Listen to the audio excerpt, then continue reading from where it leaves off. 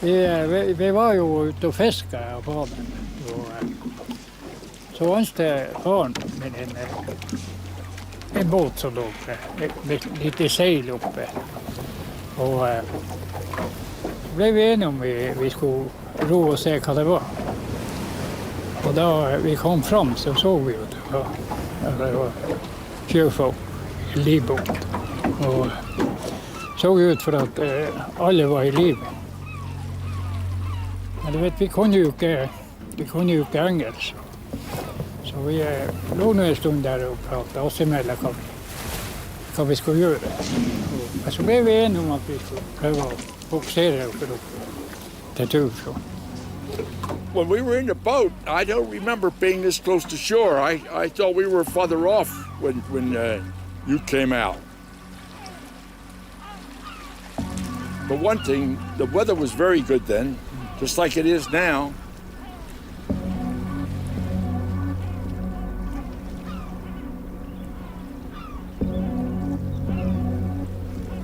If it hadn't been for this place, I wouldn't be alive. So then I decided I would come back, and it's a very important link in my life. It was never out of my mind.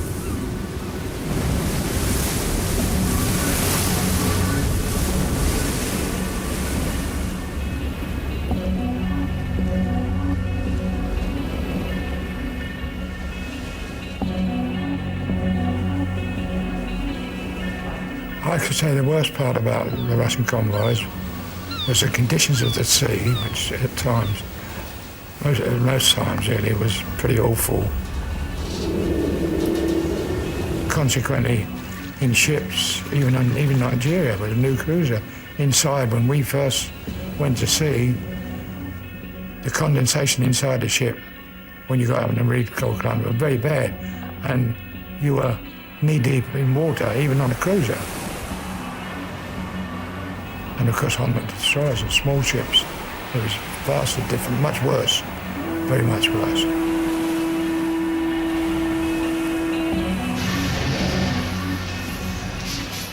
I think the most unpleasant job on the ships was the firemen and stokers in a coal-burning freighter. They were well below the waterline, and obviously they would have very great difficulty in getting out if the ship was torpedoed. You know, they'd either get scalded by steam and then with the impact of the explosion, the iron ladders would fall in on them, and it was very difficult to get out. Ja, livvästen, det var ju den enda tryggheten man hade. Den hade man ju på sig alltid, och man satt och åt med livvästen på sig. Jag kommer ihåg ett minne att jag hade inte vaskat mig på 3 veckor, utan det var ju nästan som man lukta, och hygienen den blev ju mindre och mindre, för man gick och väntade på att nästa gång så är det vår tur. Och så hade vi det hängandes över oss att Churchill var på väg ut. Det var ju det. Jag har respekt för flyg och respekt för ubåtar, men stora respekten, det var ju just denna båten, för hade han kommit ut så hade han gjort det. Det var väl en falsk alarm, han kom aldrig.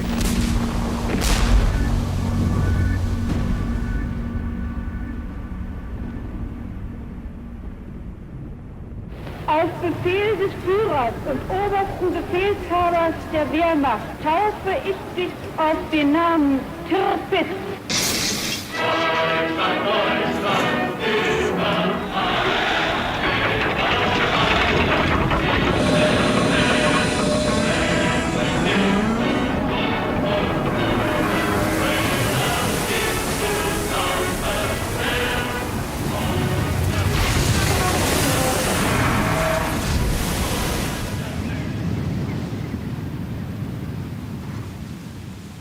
Tirpitz, som man visste var slept gjennom Kielerkanalen, den forsvant plutselig i en stormnatt i januar, og ingen visste hvor den var.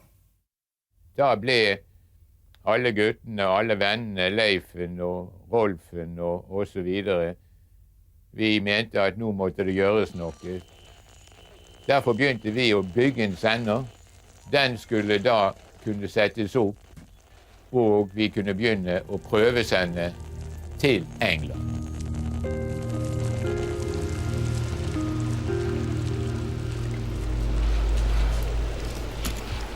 Så var jo, som dere kanskje kan forstå, når vi var gutter i den der umulige alderen hvor vi skulle finne på noe som var spennende, så gikk vi her nede på disse gamle eiendommene her på enhjørningsgården og klatret.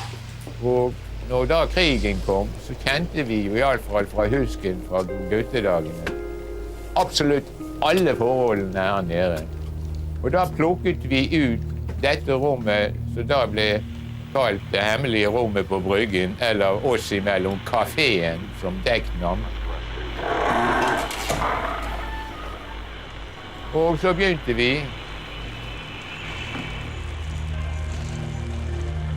Altså, hovedoppgaven for Theta-gruppen var å holde home station, det vil si britiske og norske myndigheter i England, orientert om de viktigste bevegelser langs kysten, særlig på det sjømilitære området.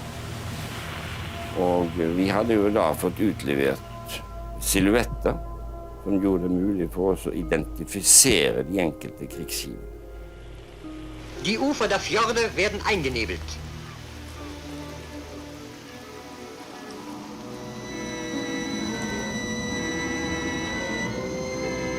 Vår kunnskap om at Tirpitz lå for anker ved fjellveggen oppe i Åsenfjorden, den kom via losen på sørgående hurtigruta.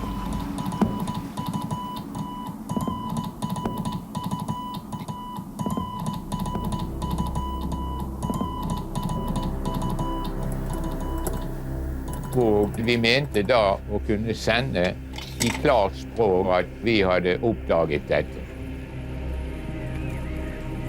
Og da britiske admiralty så fikk dette telegrammet, den som datert 24. januar 1942, en full melding om hvor båten lå. Så var dette et av de telegrammene som var ansett som er så viktig at også den norske regjeringen måtte informeres om det. Ja, det er ikke mer i dag, for jeg sagt i dag, Deres Majestet.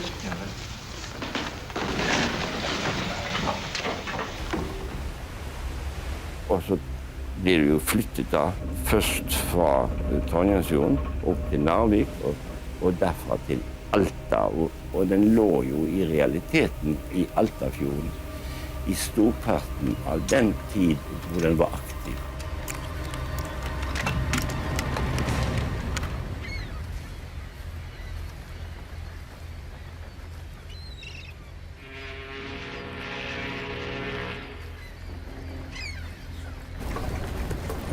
It was 1942 and I was out of work. I had left my last ship and I went down to the Union Hall, which was our shipping hall, and joined the Carleton.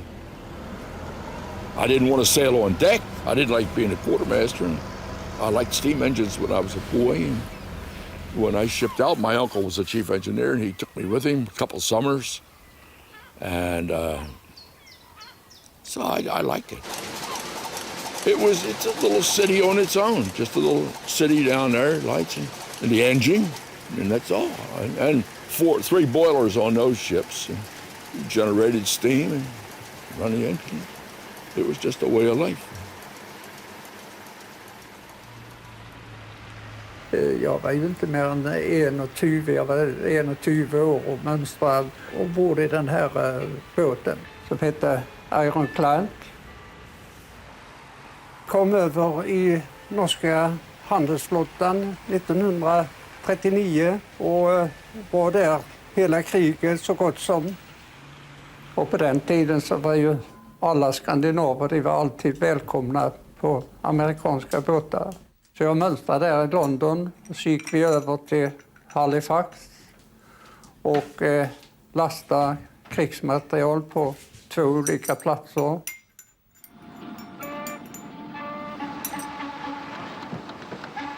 Det var jo bare krigsmateriel. Så vidt jeg husker som en 20-30 tanks. Og de var nok så tunge, jeg tror de var 36 tonn, de ved. Så de tog 10. Jeg lurer på om vi hadde noen og 30 av disse tanksene. 4 av de hadde vi i alle fall på dekk. Så lå de på mellomdekk.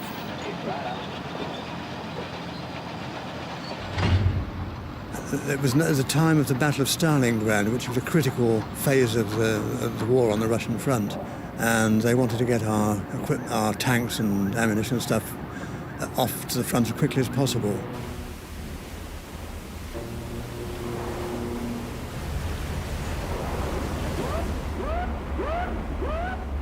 I think the British convoys, and American convoys as well, of course, and the Norwegian convoys,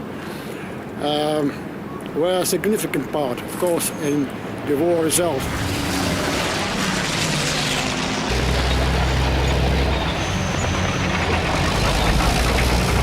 But in 1942 we were pressed. We were fighting for survival. And we did not know if we succeeded in it. Det var många som hade en tanke på att nu håller kriget på att ta slut, alltså att tyskarna hade tagit överhand över hela allt. De bombade i London och de bombade överallt och fartygen blev sänkade. Och det var svårt att få en uppfattning att liksom man såg ingen vändning, ingen ljus i den. Vad är det för nytta med att transportera krigsmaterial på detta viset när det inte finns något mål?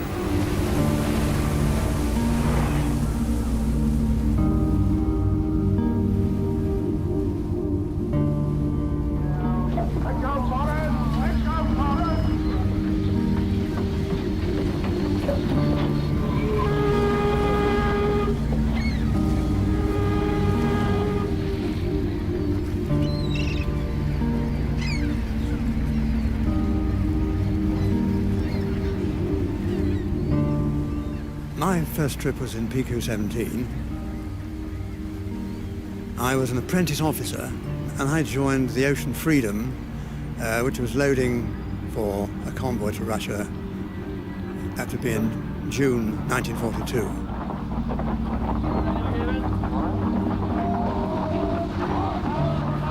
And they completely overhauled all the life-saving equipment, the boats and everything, and installed rafts. The ship didn't have rafts prior to that. They installed the rafts as an additional means of escape, and plus the fact we would have gunners on board, which hadn't been there before. So we were going to Halifax, and we went to Halifax, and I think that is where we got the orders. I'm not too sure. Again, that's up to the captain and the mate.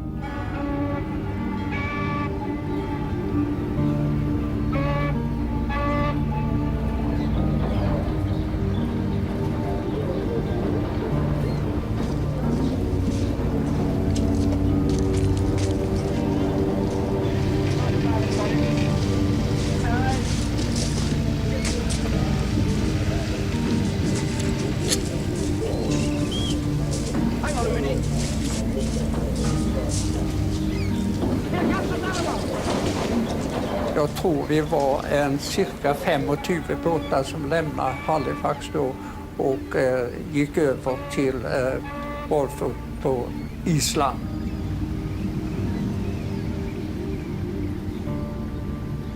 And we were going to Murmansk, and I didn't know it. You could have told me, Cape Town, Australia. I didn't care. All I wanted to do is work. It was my job. I wanted to get work and get paid. Where it was going meant nothing to me.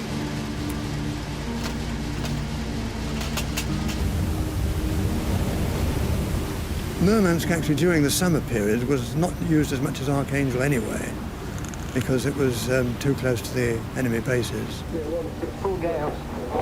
But Murmansk was used more in the wintertime, because it was ice-free all the year round.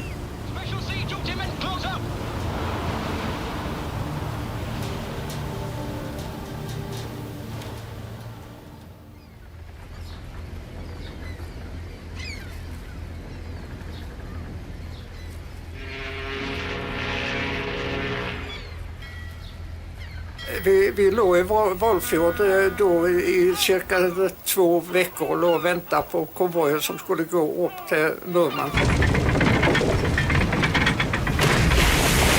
Vi var ju bara inne där för att bunkra och samla konvojen. You could see the city from where we were anchored. And I went up the street and I went my way. A couple of us went up the street and we looked at a couple of bars and we found the same kind of beer everywhere we went. No good. So I don't even remember being sure, maybe 1 or 2 times.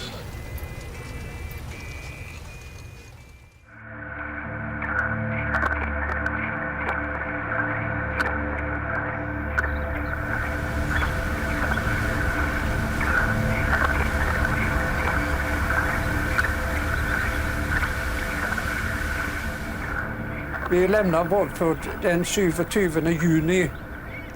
Det var 37 båtar. 2 båtar gick tillbaka som blev skadade. Vi var ute mer än 35. Men jag tror inte det var mer än en tredjedel av konvojen som kom fram till Ryssland. Vi hade inte hört det var så gott. Att det var sänkt någon både då, det visste vi om.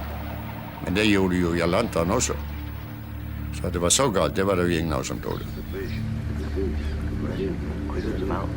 Skepparen var amerikanare och vi hade en australienare och sen var det mest blandade folk. Vi var liksom lite stora människor.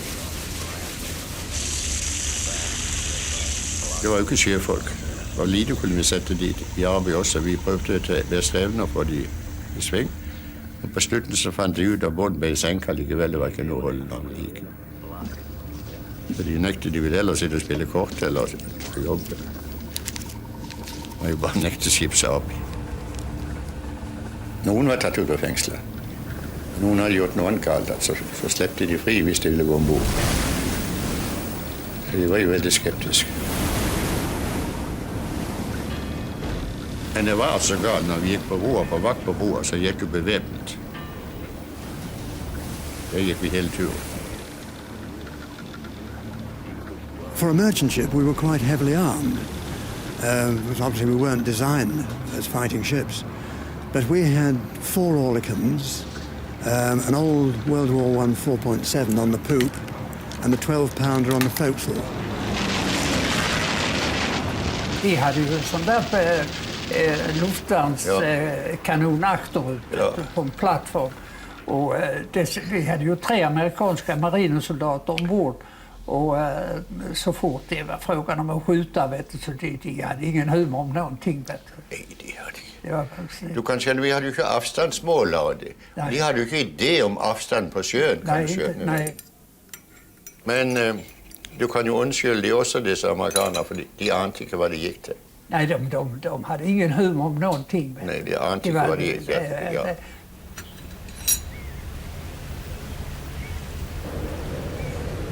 Well, you know, the rumor was around the ship that we had nothing to worry about, that we had plenty of defense, that there was numerous small ships for submarines and 2 ships in particular for aircraft that were especially designed for that. They had a multitude of guns. So, you know, we thought we'd be adequate.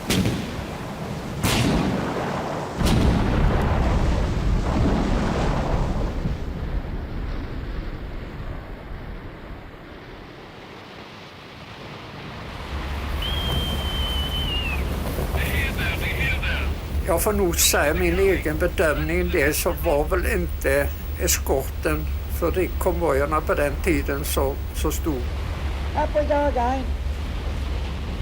Vi hade väl liten näreskort, men kanske större eskort som inte vi såg.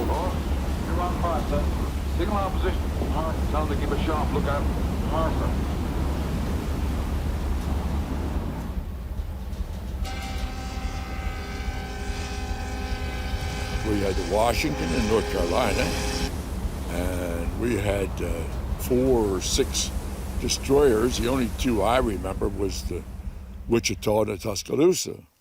And I don't know any of the British ships, but they were out of sight over the horizon to protect us from advancing surface craft. We were a covering force. We were north of the convoy. And so we were never actually in the convoy itself. We were just a covering force for the convoy. We never made contact with the convoy.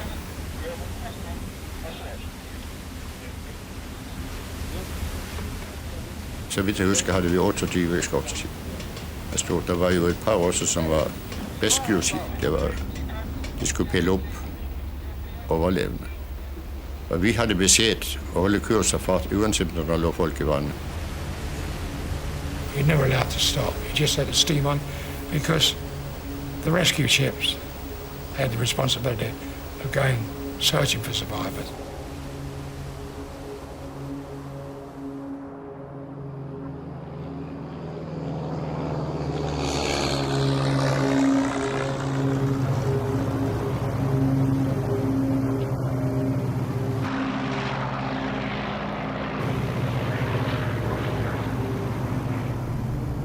Not long after we left Iceland, within a day or two, we were found by a German reconnaissance plane, which was easy because it was just like this, brilliant sunshine. And he circled us and kept us in sight, and then he sent for reinforcements. That was a thing that all sailors on Russian convoy had feared, that drone, because once they picked you up, they never left you. And they'd always be out of reach. You couldn't open fire on them, but they would call up the U-boats, always call up the U-boats.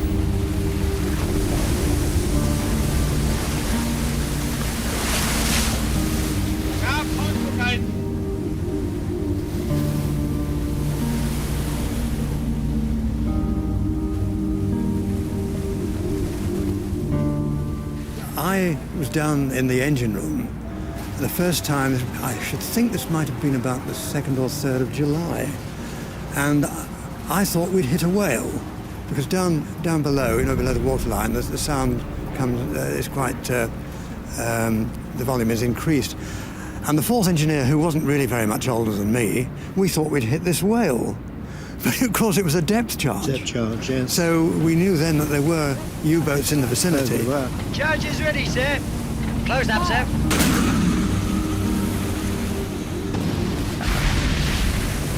I didn't know how close we were going to Norway.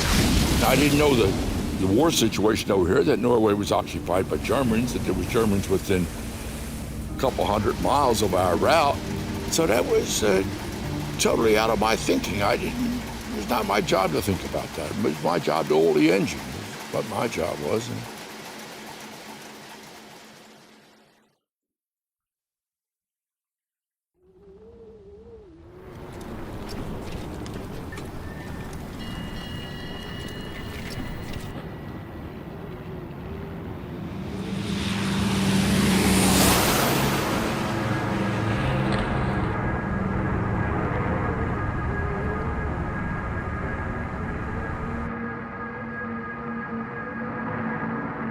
I think the first planes that came were the torpedo bombers.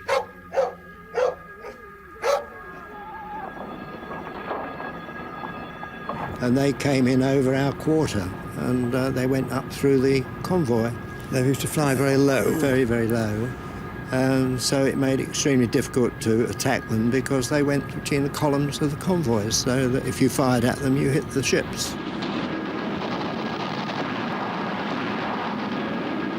Du ser et torpedofly, de kan jo ikke slippe torpedoerne fra høyde, de må jo helt ned med vannet. Så de kan jo veldig lavt. And we were on the outside lane, and this torpedo bomber launched 2 torpedoes at us. And we turned away from them to avoid them, and one went across our bow and hit the Christopher Newport.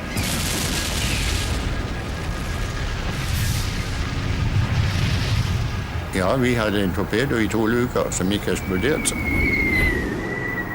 Og det hadde vært 1600 tonn med ferdig ammunisjon. Fra 4 toms til jeg brukte disse Tommy Guns, amerikanerne. Så Hadde den eksplodert, så hadde det nok ikke fyrverkeri.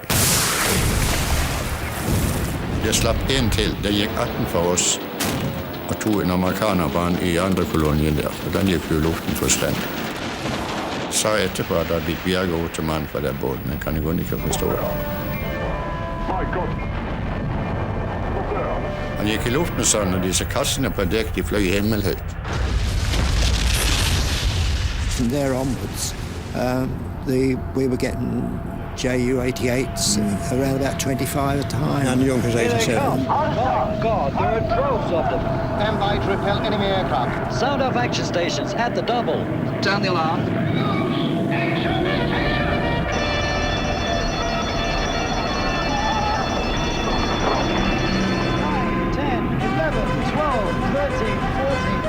15, So when the 16, skipper was on the bridge, he couldn't see upwards. And I stood out on the wing of the bridge and I reported to him every plane that came in to attack, from where it came, how it came, and from those directions. So he directed the way the ship would turn and get away from the bombs. And that was the horror of it, having to sit there while these people were sort of diving down on you. Det var sånn ikke mye skyting, du visste ikke hvem som trefte i det hele tatt. Det var umulig det. Altså. Det kan ikke forklares altså som bråket som var, det må bare oppleves. Men så kom det over det, så man ble rett og slett så never mind på slutten. Det var utrolig hva menneskene prøvde seg til seg. När den där stora truppen utav flyget som angrep oss, vi hade inget skydd bakifrån.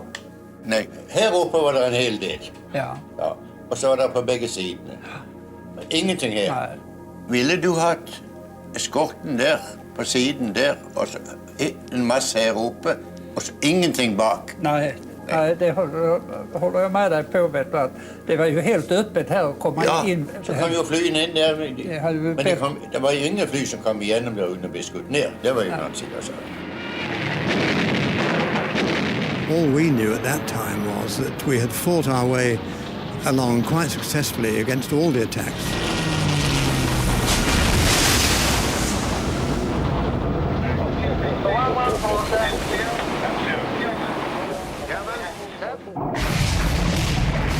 Men at få en torpedo i siden i et rum med ammunition, som ikke eksploderer, da må du jo si at du er heldig.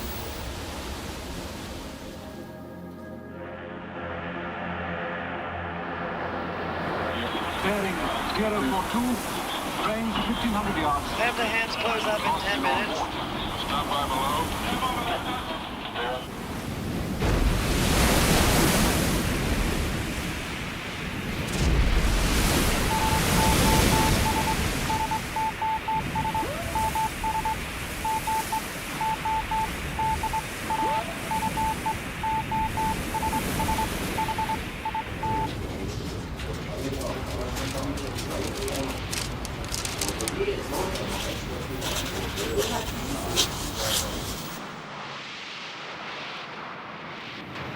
Apparently, there was the Lord of the Admiralty. He said that the Tirpitz was definitely out.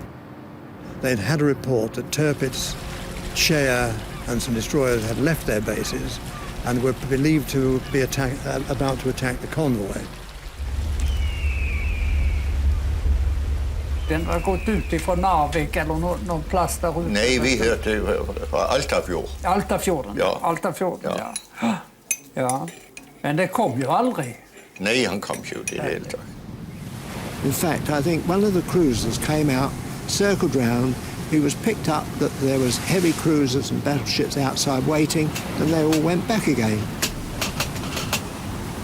Ja, det verkar mystiskt, hela alltet. Det var precis som du säger, att det var precis som det var ett lockebete. Alltså, vi var lockeduer. Ja. De skulle ha Tirpitz ut. Ja.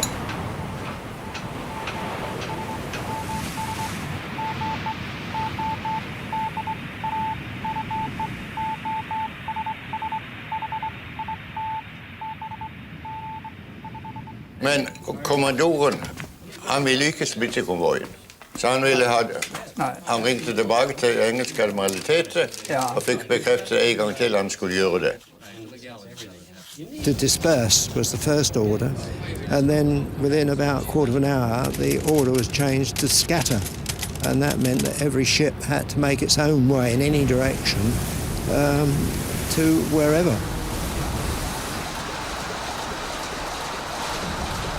That night, we went down the engine room, sometime soon after 8 o'clock, maybe 15 or 20 minutes.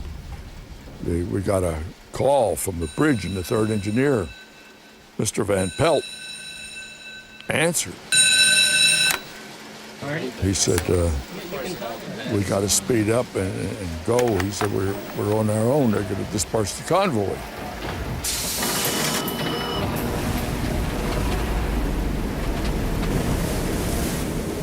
Og da vi hadde splittet den konvoien, så vi de andre gikk. Så fikk vi beskjed, proceed to your destination, good luck. Og så gikk de tilbake til England. I think it would be fair to say when we had this signal and saw the escorts disappearing to the westward at a very high speed, we on the merchant ships at any rate felt rather disgusted. It wasn't in the tradition as we knew it of the Royal Navy, and of course at that time, unlike you, we had no insight as to why the decision was taken.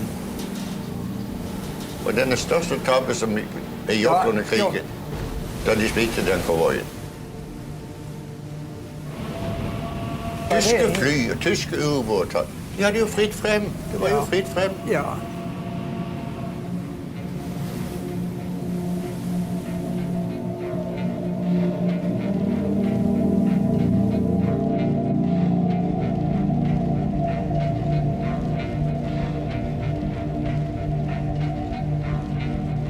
And that night was very quiet, and in fact, I slept very well that night. I remember sleeping very well that night. In fact, I overslept. Because that was the reason why I was on my way back to the steering engine when the torpedo hit. Beautiful day like this, and Sunday morning, and there was not a ship in sight. Very soon after 8 o'clock, we were hit.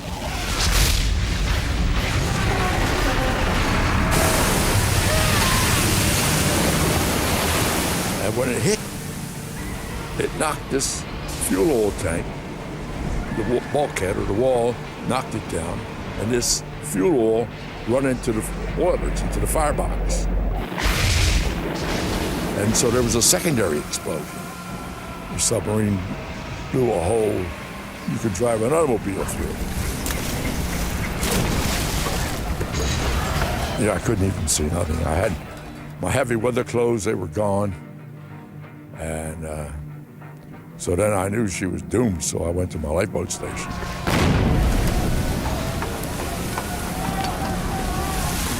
Some went to the rafts, and I was in the boat, and when the boat was waterborne, we got away.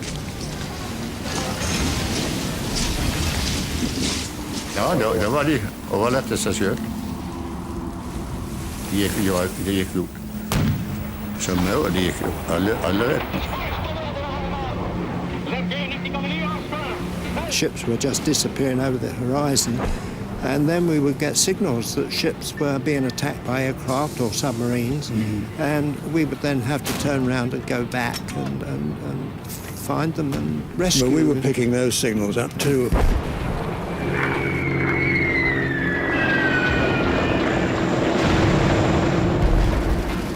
Telegrafisten han var jo fra Texas. Så satte han jo tog imod alle SOS for alle båtene som ble senket.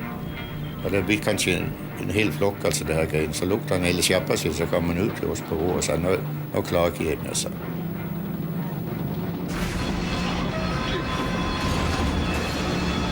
A lot of them were killed, lost their lives because the portholes were not big enough for them to get through. And the wooden doors at that time didn't have escape panels in them. And so they jammed, and of course they just couldn't get out. And the portholes were also made Well, you just so get your that they head could get through, through. and that was it. You couldn't get your shoulders through. No, I saw that happen time and time Yes. again, and you could do nothing except these men screaming until the ship went down. It was dreadful.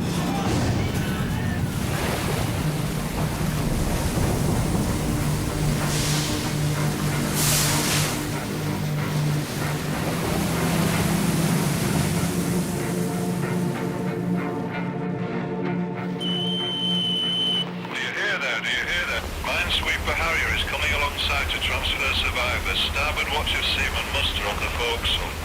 There were 3 rescue ships. The one I was on was the Zamalek, there was the Zafran, the sister ship, and there was the Rathlin.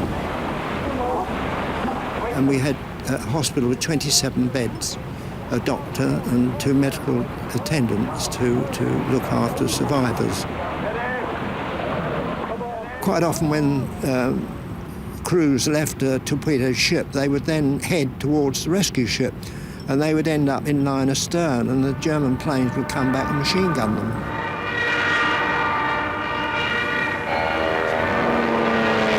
And we had quite a number of casualties, people killed, because the Germans machine gunned them in the lifeboats.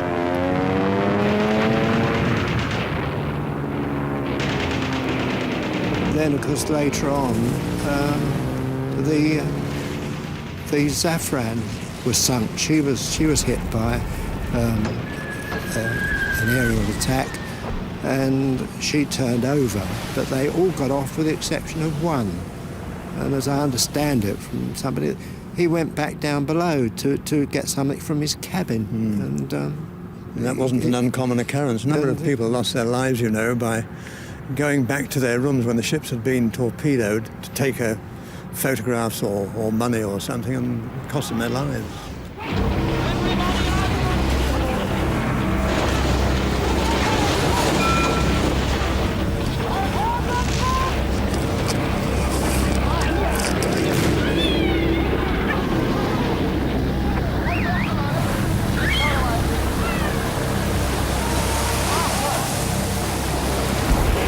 We ended up with over 200 survivors.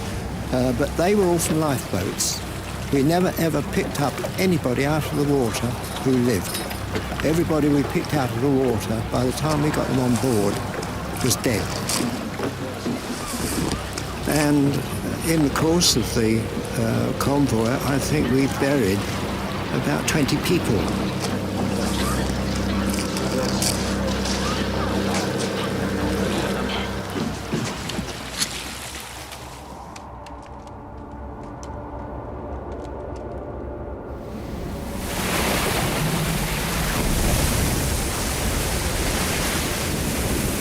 Then on the 8th day, we met a German submarine on the surface.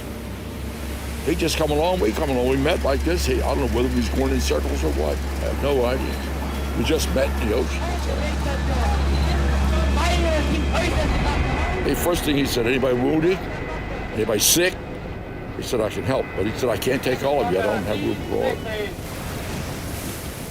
So anyhow, he gave us biscuits and blankets and charts and a compass. Then he said, I got work to do, and left. Yes, he was very much a gentleman.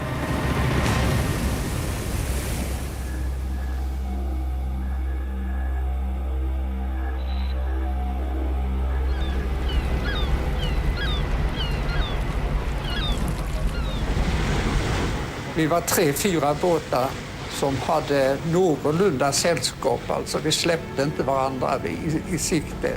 Utan ibland var vi synliga i horisonten och ibland var vi rätt så närma varandra. Da kørte vi ret nord. Til vi kom til iskanten og kørte oss inn i isen så langt vi kunne komme.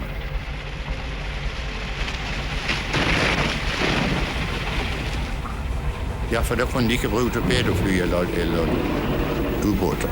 Isen går jo så mye længere under vandet, vet du, end den ville eksplodere, før de kom til båten. Vi satte alt på et kort, altså. Det var jo da vi satte i gang med å kamuflere båten med hvitmaling. når der var sol på isen, og det skinte sol oppe i det her grillet, så måtte jeg ganske nærmere for å se på det. Der målte vi lite grann på styr på sidan bara. Bara på styr på sidan, det var ända. Nej, vi malte på begge siden, altså. Ja. Ja, vi hade väl inte färg som räckte. Det var ikke sånn, I kamuflerte. Ja. Og da den der tråleren kom inn etterpå oss, så sa han, you are invisible. Ja. Og når sola skinte på isen, og så på oss, altså, så var det ikke synlig.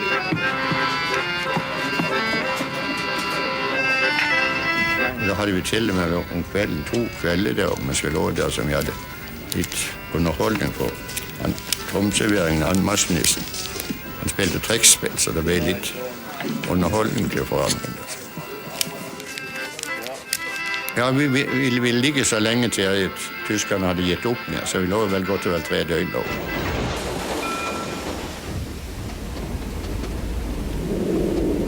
Og så kjørte vi lengs iskanten mot Nova Selma. Det går jo stred igjennom, det er jo 2 ører det der. Mens vi lå der, så kom det også et speiderfly over der. Vi kunne jo ikke skyde noe på det, men russerne han skjøt. Da går vi regnet på at det var fare for å ligge der. Så viste han oss veien igjennom, så vi kom ut til Karahavet.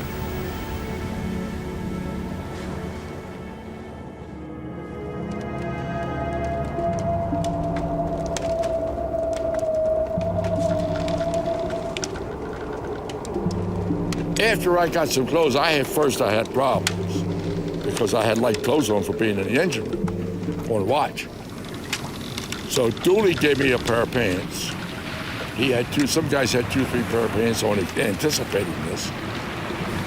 And the first engineer was sick. He was to me an old man. He was maybe in his 50s. And he had arthritis real bad. And this cold weather hurt him so bad he couldn't move. And he'd lay up there and we'd give him a blanket to keep warm. But he died of exposure, and I got these coats. I wouldn't have survived without the extra clothes.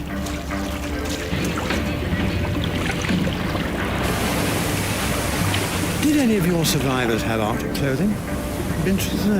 No, you see, there again, they didn't have it. Most of them were dressed in T-shirts and some of them in singlets because they'd come up out of the engine rooms and things like that. Well, we went up there and we asked for clothing, Arctic clothing. And some boffin in the Admiralty said, you don't need Arctic clothing up there now because it's summertime. And what he didn't realize was that we were going to be hugging the ice cap. And we were on the fringe of the iceberg. So, of course, it was very cold, even though it was summertime. So we had some pretty rude words to say about whoever had made that decision. And the weather was cold enough to get you minor frostbite because the bosun had Kelly, he had to have a couple toes amputated.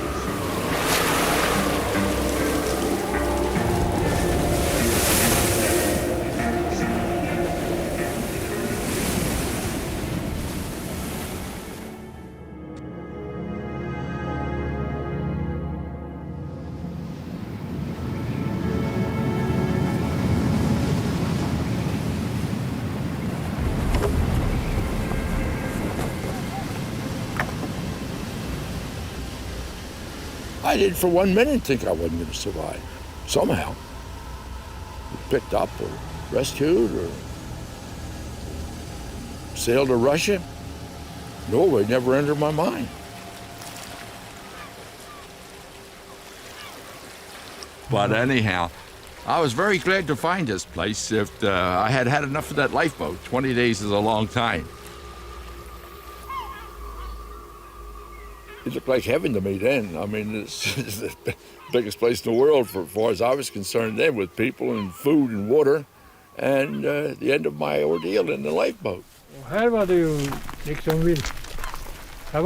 vi tog i land där. Tog i land här. Oh, we landed here? Yeah. I remember walking when I come out. I was wobbly, but and Kelly, the bosun, had to be carried, And I think several more had to be helped, and some had to be helped along the float. And they couldn't walk very well. Noen av det eneste dyr som gikk noenlunde stødig. Men så de øvrige måtte vi jo hjelpe i land.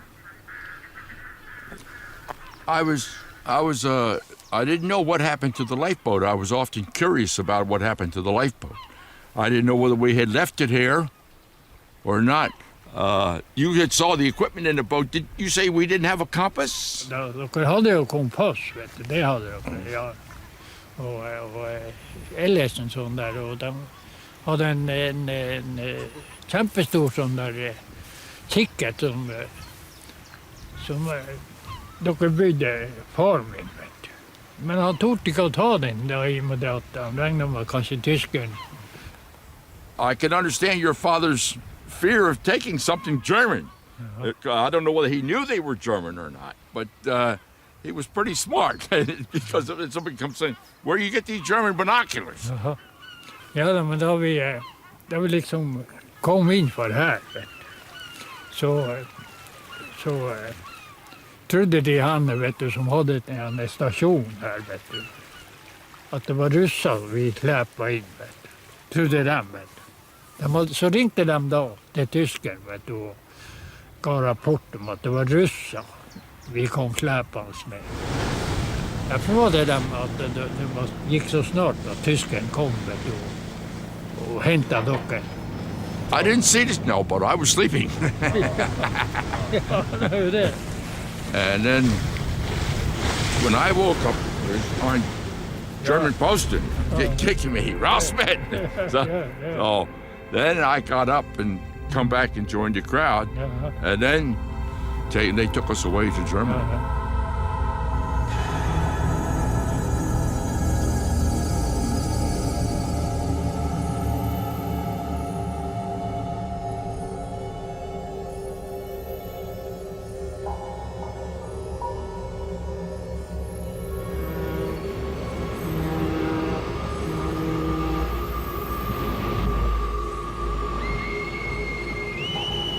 Coming from the Dry Assembly, the easiest port, of course, was Archangel. Murmansk would have meant going back west, which would have brought us even closer to enemy bases. So we didn't want to go any closer than we had to.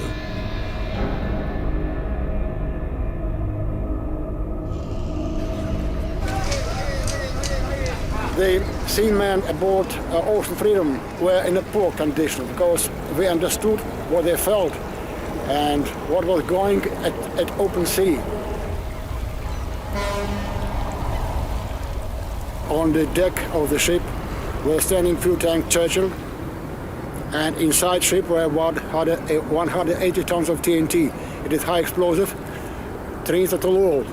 So if Germans would hit it, you can imagine what might have had happened. A big water candle and nothing more. We were very heavily attacked, but neither of us, we both got through all right. What did we lose, 24, 26 ships? Out of 36, yes, 24 out of 36. Yes.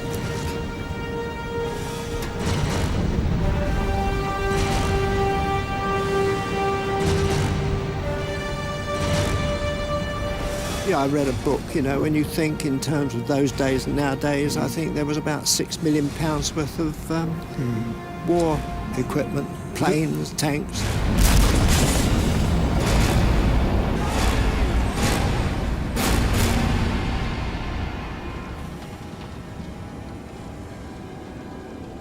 Tänk dig detta materialet som de förlorar för miljontals dollar. Det går ju att återvinna, men alla detta sjöfolkliv som gick miste där, det går aldrig upp. Men rart nok så, hvis vi læser det altså, at ikke det gikk flere sjøfolk vekk.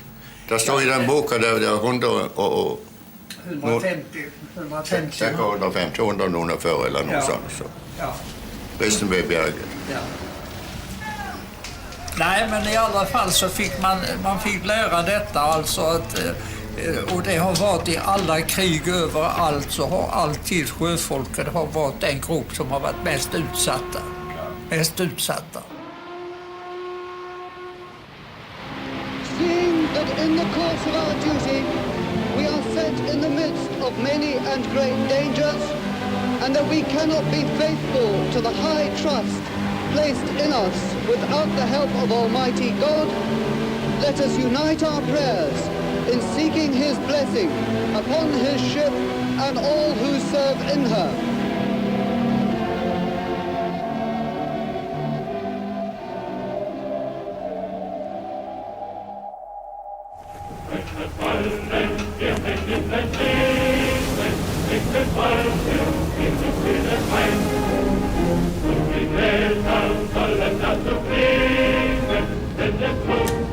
It was said at one time that the PQ-17 was used as a decoy to bring out the Tirpitz, and it never transpired. It didn't come out, and yet they still broke up the convoy, and they lost it. And so there was never, ever any reason. But the Russians, you see, they find it hard to believe that if they were coming out, this is something that the Navy should have welcomed. They feel that we had the armament and the battle, the heavy ships there to deal with these, and they should have welcomed the opportunity. Attention on the upper deck, face to starboard. Believe me, nothing was more soul-destroying to the seamen at the time. Whenever you go on an operation, you have to abandon it. It really is soul-destroying because you're keyed up, and you want to get in action. There's no doubt about that. I mean, all the discomfort you suffer, there's no point in it if you're not going to get in and sort of have a go. There you are.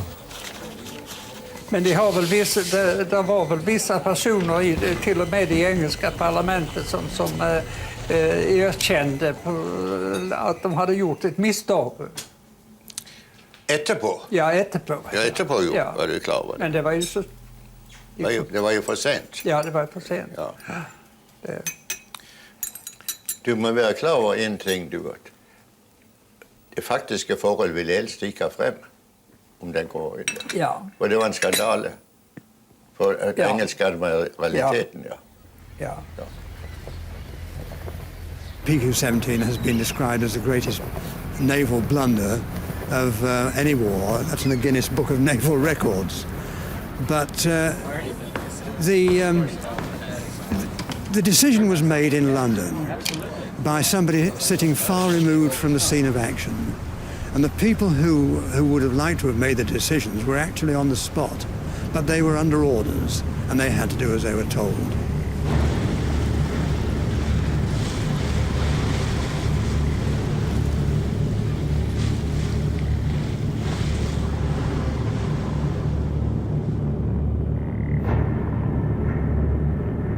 Når ikke Tirpitz var mer aktiv i det nordlige farvann, så synes jo det er et führerbefehl. Altså Hitler forbød at Tirpitz skulle utsettes for noe. 70 grad, beide Maschinen machen große Fahrt voraus.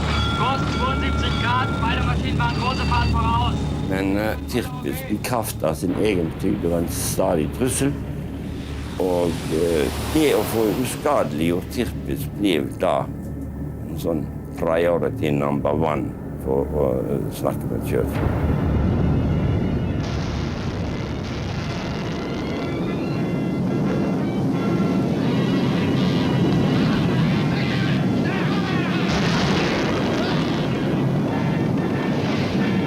Tirpitz ble jo først senket og ut av historien først i 1944.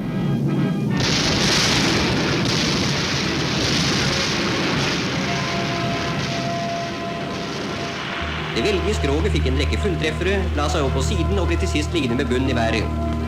Redningsmannskapene forsøkte å skjære seg gjennom panserskroget for å komme inn til de innesperrede i skipets bomberom. Det tok imidlertid over 4 dager, og i mellomtiden var alle døde. Av den 2200 mann store besetning ble ikke engang halvparten reddet. 1200 lik finnes det fremdeles i denne uhyggelige kirkegård av stål og jern.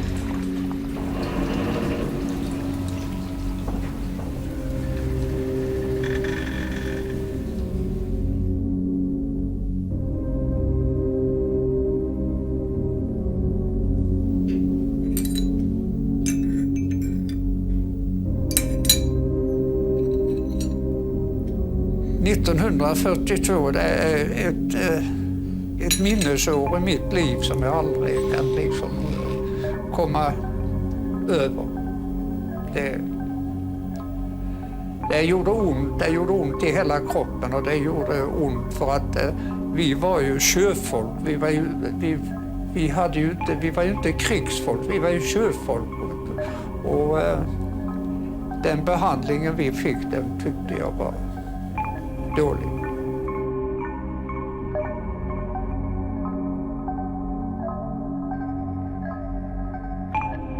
Och jag har i 18 år försökt att få någon krigspension här i Norge, och jag har varit i norska handelsflottan sedan 1939 och fram till 1945 när jag slutade stå, har inte fått en krona, inte någonting. Nej, vi var också bortglömt. Ja, det är det.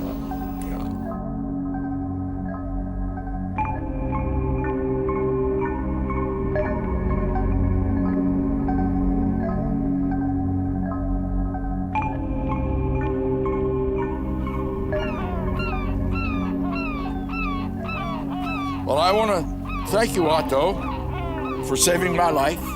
You gave me 57 years of life, from 1942 to today. 57 years I'm alive for you. And many thanks. Om det nu skulle bli ett nytt krig, ställer du upp då igen och på konvojera där uppe på Ryssland, eller nej, det gör du inte? Det blir nog mer med mig, det kan jag fortälla. Jag tror jag betackar mig också då.